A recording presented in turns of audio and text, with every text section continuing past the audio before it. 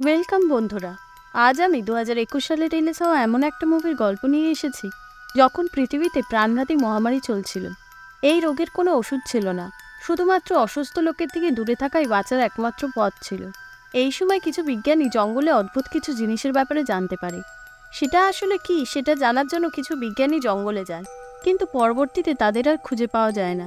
তাদের সাথে কি হয়েছিল সেটা আমরা আজ জানব।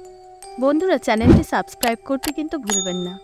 মুভির শুরুতে আমরা দেখি জঙ্গলে কেউ এক ধরনের পাথর ভাঙছে। তারপর ওই পাথরের ছোট ছোট টুকরো করে জঙ্গলের আলাদা আলাদা জায়গায় পুঁতে দেয়।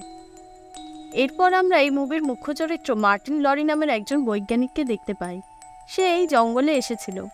জঙ্গলের সীমানায় একটা ফাঁড়ি ছিল। ওই জায়গাটা কোয়ারেন্টাইন জোন ছিল, তাই সেখানে যে কেউ ঢোকা বারণ ছিল। মার্টিন একটা বিশেষ কাজে সেখানে এসেছিল। যেসব বৈজ্ঞানিকদের কাজের জন্য এখানে পাঠানো হয়েছিল তাদের থেকে কোনো খবর পাওয়া যাচ্ছিল না।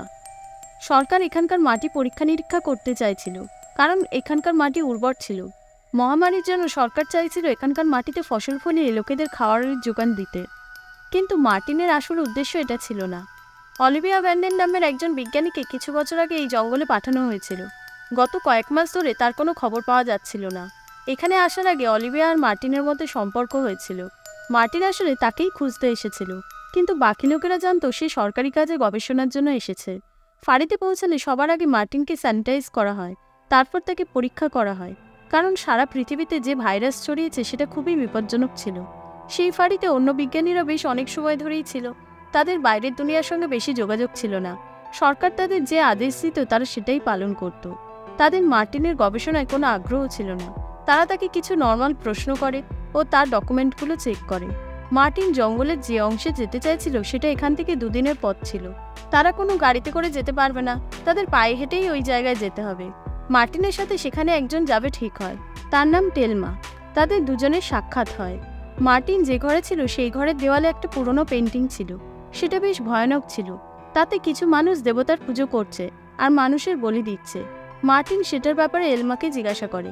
এলমা বলে এটা খুবই একটা প্রাচীন গল্প, একে জঙ্গলের আত্মা বলা হয়। আগেকার দিনের লোক এর পূজা করত। আজকাল এইসব গল্প বাচ্চাদের শোনানো হয়। এই কথায় বোঝা যায় মার্টিন আর এলমা এইসবে বিশ্বাসী ছিল না। মার্টিন সেখানকার একটা লোককে জিজ্ঞাসা করে, যারা জঙ্গলে হারিয়ে গেছে তাদের খোঁজার জন্য জিপিএস এর ব্যবহার করা হয়নি কেন? তখন সেই লোকটা বলে ওখানে নেটওয়ার্ক কাজ করে না। যারা জঙ্গলে গেছিল তারা গাইড ছাড়াই গেছিল। জঙ্গলে হারিয়ে গেলে মানুষ অদ্ভুত ভয় পায়, তখন তারা আর ফিরে আসতে পারে না। হয়তো ওদের সাথেও সেটা হয়েছে। মার্টিন জঙ্গলের দিকে তাকিয়ে বলে, আমার তো জঙ্গলটাকে অতটাও ভয়ানক বলে মনে হচ্ছে না। রাতটা মার্টিন সেখানেই থাকে। পরদিন সকালে সে আর টেলমা জঙ্গলের উদ্দেশ্যে পাড়ি দেয়। মার্টিন এই প্রথম জঙ্গলে এসেছিল। পায়ে হেঁটে জঙ্গলের পথ দিয়ে যেতে তার বেশ অসুবিধা হচ্ছিল। যেতে যেতে সে টেলমাকে বলে সে ডাক্তার অলিভিয়াকে খুব ভালো করে চেনে, কারণ এখানে আসার আগে তারা দুজনে একসাথে কাজ করেছিল। টেলমা বলে আগে তারা অলিভিয়ার কাছ থেকে চিঠি পেত, কিন্তু গত 6 মাস ধরে তার কোনো খবর নেই। রাত হওয়ার আগে তারা একটা জায়গায় তাঁবু খাটায়, খাবার খায়। জঙ্গলের জন্তু জানোয়ারের অদ্ভুত আওয়াজে মার্টিনের রাতে ঘুম আসে না। সকাল হতেই তারা আবার বেরিয়ে পড়ে। পথে চলতে চলতে তারা একটা তাঁবু পায়। সেটা ছিন্ন ভিন্ন অবস্থায় ছিল। টেলমা বলে আমার মনে আছে এখানে একটা পরিবার এসেছিল, কিন্তু তারা আর ফিরে যায়নি। এইসব জিনিসপত্র তাদেরই হবে, হয়তো তারা মারা গেছে। এসব জেনে তাদের কষ্ট হয়, আর তাদের পরিণতির কথা ভেবে তাদের ভয়ও লাগছিল। তারা এগিয়ে যাচ্ছিল। অন্ধকার হওয়ার আগে তারা তাঁবু খাটায়, কিন্তু রাতে তাদের উপর হামলা হয়। চারিদিকে তীব্র আলো পড়ছিল, আর কিছু দেখা যাচ্ছিল না। তাদেরকে খুব মারধর করা হয়, তাতে তারা অজ্ঞান হয়ে যায়। পরদিন যখন তাদের জ্ঞান ফেরে তারা দেখে তাদের তাঁবুটা লণ্ডভণ্ড করে দেওয়া হয়েছে। তাদের জিনিসপত্রগুলো সেখানে ছিল না, এমনকি তাদের জুতোগুলো পর্যন্ত কেউ নিয়ে গিয়েছিল। এটা বোঝাই যাচ্ছিল যে কাজটা মানুষেরই ছিল। জিনিসপত্র ছাড়া খালি পায়েই তারা এগিয়ে চলে, কিন্তু চলতে চলতে মার্টিনের পায়ে কিছু ফুটে জখম হয়ে যায়, তাই তাদের থামতে হয়। টেলমা তার পাটা কাপড় দিয়ে বেঁধে দেয়, আর একটা গাছের ডাল কেটে এনে দেয়, যাতে সেটার উপর ভর দিয়ে সে হাঁটতে পারে। তারা আবার চলা শুরু করে। যেতে যেতে তাদের অদ্ভুত অনুভূতি হয়, কারণ ওই জায়গায় জঙ্গলের চারিদিকে অজানা কোনো এক কারণে নিস্তব্ধ ছিল। সেখানে কোনো পশু পাখির আওয়াজ শোনা যাচ্ছিল না, এমনকি বাতাসেরও কোনো শব্দ সেখানে ছিল না। তারা সামনে একটা লোককে আসতে দেখে। লোকটা তাদের কাছে আসে। তারা তার উপর ভরসা করতে পারছিল না। লোকটা বলে তার নাম জ্যাক। জ্যাক বলে আমি তোমাদেরকে সকালেই দেখতে পেয়েছি, কিন্তু আমি জানতাম তোমরা আমাকে দেখে ভয় পাবে। তাই আমি তখন তোমাদের সামনে আসিনি, কিন্তু এখন তোমাকে খোঁড়াতে দেখে নিজেকে আটকে রাখতে পারলাম না। পাশেই আমার ক্যাম্প, সেখানে সব কিছু আছে। তোমরা যদি চাও আমি তোমাদের সাহায্য করতে পারি। অনিচ্ছা সত্ত্বেও বাধ্য হয়ে টেলমা আর মার্টিনকে জ্যাকের উপর ভরসা করতে হয়। জ্যাক জিজ্ঞাসা করে, তোমরা এখানে কেন এসেছো? টেলমা তাকে সে ব্যাপারে কিছু বলে না।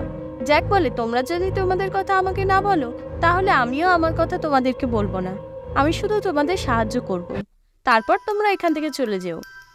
তারা সেখানে গিয়ে দেখে জ্যাকের কাছে অনেক জিনিসপত্র আছে, অর্থাৎ জ্যাক সেখানে অনেক দিন ধরে রয়েছে। জ্যাকের কথাবার্তায় মনে হচ্ছিল সে লোকালয় থেকে দূরে এখানে থেকে বেশ খুশিতেই আছে।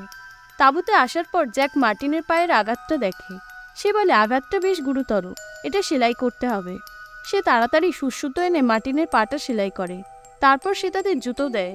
তারা তাদের জিনিসপত্র হারিয়ে অনাহারে ছিল, তিনি তাদের খাবার দেয়, জলও দেয়। সবশেষে সে তাদের একটা শরবত খেতে দেয়, যেটা বেশ মিষ্টিই ছিল। কিন্তু খুব শীঘ্রই মার্টিন আর এলমা বুঝতে পারে সেটাতে তাদের নেশা হচ্ছে। আসলে জ্যাক ভালো মানুষের অভিনয় করছিল। যেই তারা দুজন অজ্ঞান হয়ে যায়, সে তাদের দুজনের জামাকাপড় খুলে ফেলে আর তার বানানো জামাকাপড় পরিয়ে দেয়। তারপর তাদের এমন ছবি তোলে যেন তারা মারা গেছে, আর কোনো শয়তানকে তুষ্ট করার রেওয়াজ চলছে। যখন তাদের জ্ঞান ফেরে, তারা দেখে জ্যাক তাদের চেয়ারের সাথে বেঁধে রেখেছে। তারা জ্যাককে তাদের ছেড়ে দেওয়ার জন্য মিনতি করে। জ্যাক খুবই ভয়ঙ্কর লোক ছিল। সে বলে, এত সহজে তোমাদের কি করে ছেড়ে দিই? সে তাদের যে ছবিগুলো তুলেছিল সেটা তাদের দেখায়। সেটা দেখে তারা আরও ভয় পেয়ে যায়। পরদিন সে তাদের বাইরে বেঁধে রাখে। সে তাদের কাছে অদ্ভুত কথা বলে।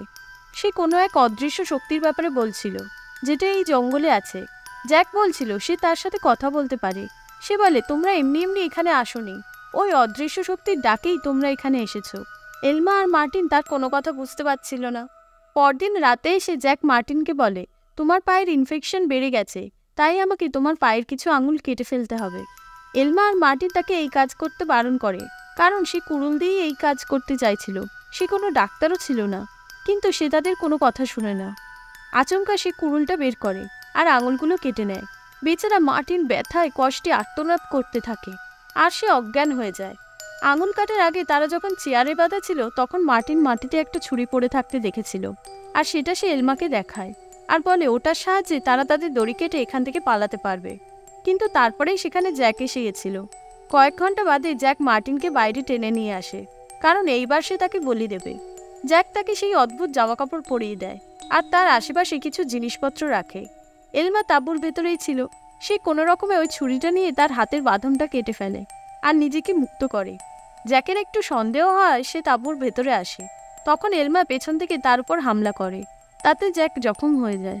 এই সুযোগে এলমা মার্টিনের কাছে ছুটে আসে আর তার বাঁধন খুলে দেয়। তারপর তাদের প্ল্যান অনুযায়ী দুজন দুদিকে ছুটতে থাকে। জ্যাক জখম অবস্থাতেই উঠে এলমাকে ধরার চেষ্টা করে, তাতে মার্টিন দূরে পালাতে সক্ষম হয়। জ্যাক এলমাকে লক্ষ্য করে তীর ছুটতে যাচ্ছিল। তাকে বাঁচানোর জন্য মার্টিন চিৎকার করে জ্যাকের দৃষ্টি আকর্ষণ করে, যাতে সে এলমাকে ছেড়ে তার দিকে ছুটে আসে, আর এলমা প্রাণে বেঁচে যায়। পাগল জ্যাক এলমাকে ছেড়ে মার্টিনের দিকে কুড়ুল নিয়ে ছুটে যায়। মার্টিন জঙ্গলে লুকানোর চেষ্টা করছিল আর জ্যাক তাকে মারতে চাইছিল। মার্টিন সেখানে কিছু লাইট আর মাইক দেখতে পায়। মাইক দেখে সে সাহায্যের জন্য চিৎকার করে।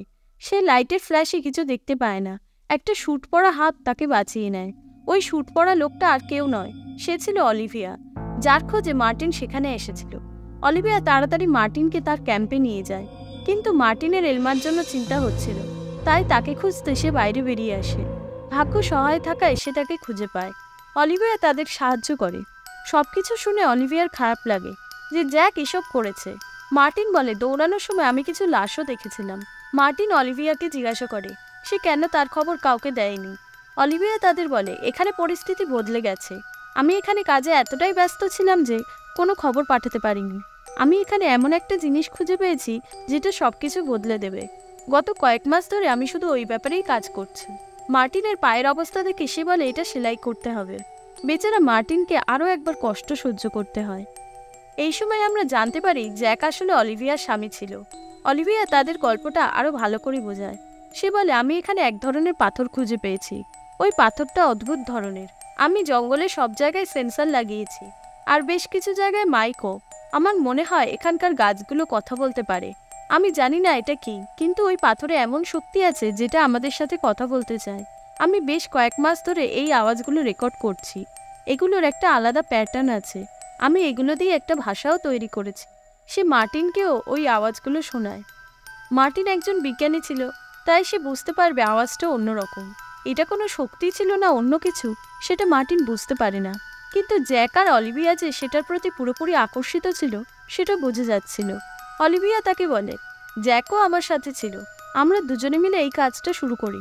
কিন্তু যখন আমরা পাথরটা খুঁজে পাই, আশেপাশে কিছু চিহ্ন পাই আর একটা প্রাচীন বইও পাই। বইটা অনুবাদ করার পর আমরা জানতে পারি এটা একটা শক্তি। তখন জ্যাক আমার সাথে একমত হয় না।